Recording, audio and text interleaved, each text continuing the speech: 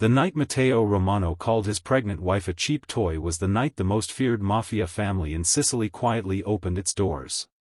He stood beneath the crystal chandelier of their mansion, surrounded by men who feared his name, while Elena held one trembling hand over her unborn child and tried not to cry. She had spent 2 years loving him, protecting his secrets, and believing there was still a good man buried beneath the violence.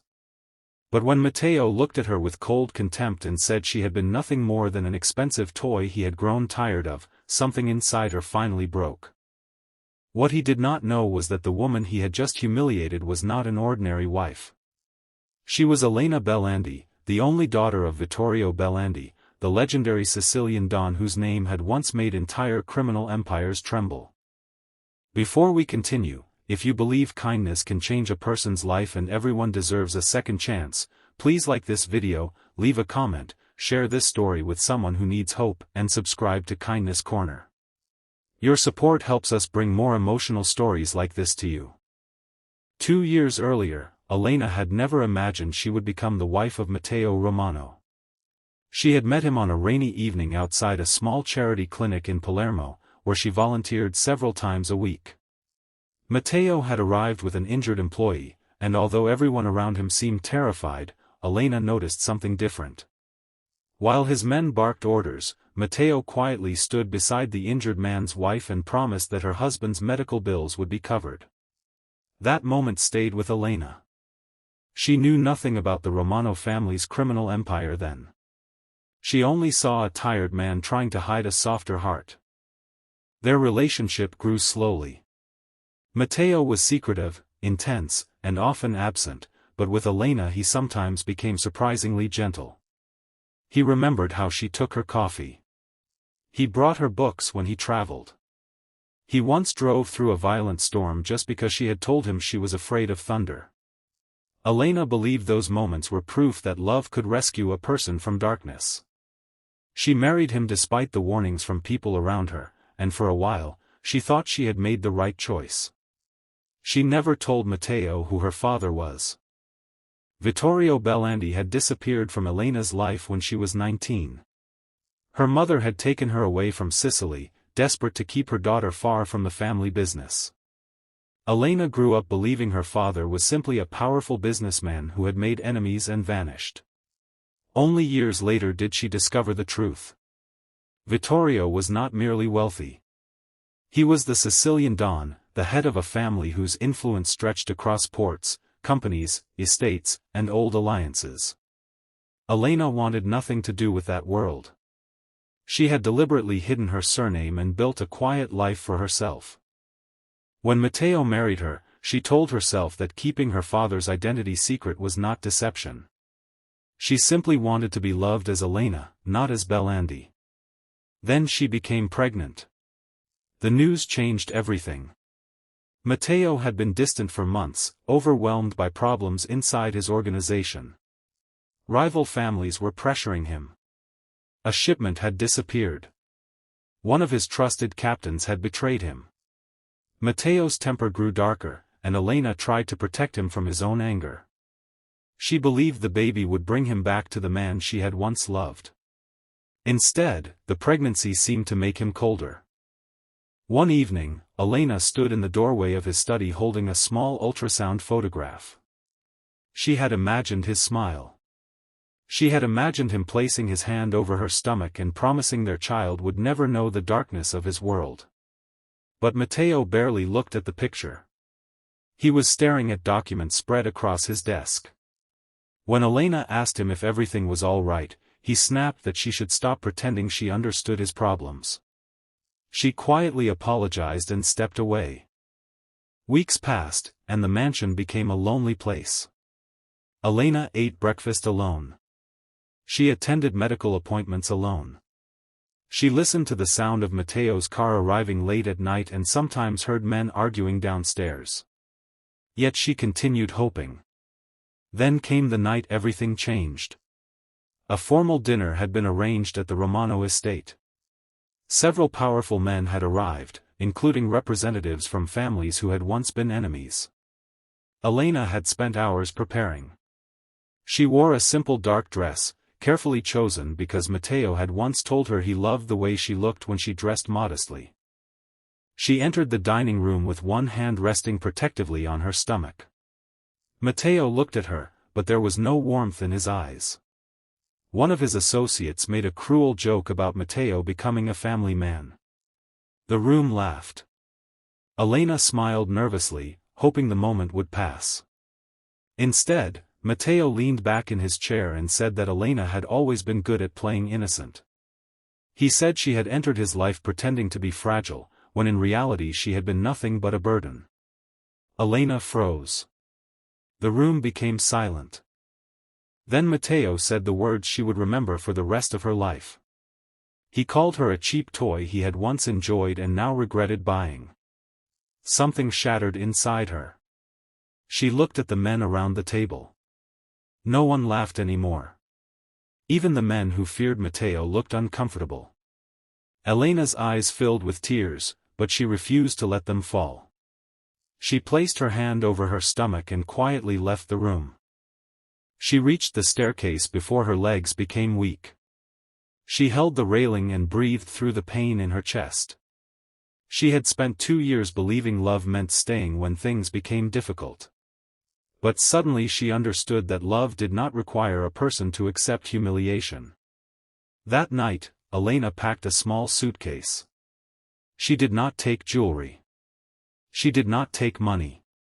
She took her mother's photograph, her medical documents, a few clothes, and the ultrasound picture Matteo had refused to look at. Before leaving, she stood outside the nursery they had prepared for the baby.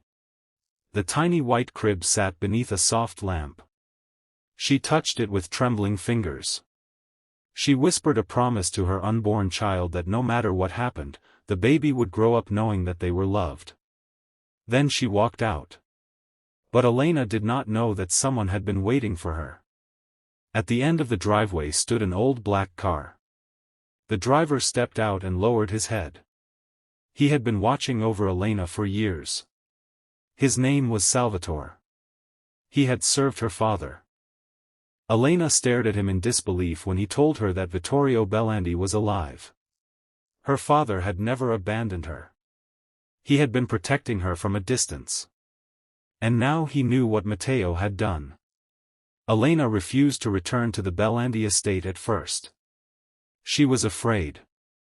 She believed her father's world would only bring more danger to her unborn child. But Salvatore told her something that changed her mind. Vittorio had been receiving reports about Matteo for months. He had discovered that someone inside the Romano organization was secretly planning to eliminate Matteo and blame the Belandi family. Elena suddenly understood why Matteo had become so paranoid. Someone had been manipulating him. But that did not excuse what he had done to her. At dawn, Elena finally entered the Belandi estate. The enormous gates opened slowly. Men in dark suits stood silently along the driveway. At the entrance waited an older man with silver hair and tired eyes. Elena recognized him immediately. Her father. For a few seconds, neither of them moved.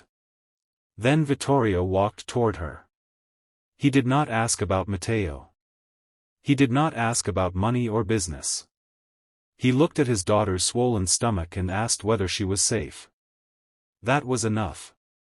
Elena broke down in his arms. Vittorio held her as she cried, and for the first time in years, Elena allowed herself to be someone's daughter again. Meanwhile, Matteo discovered that Elena had left. At first, his pride convinced him she would return. She always had. But hours became a day. Then 2.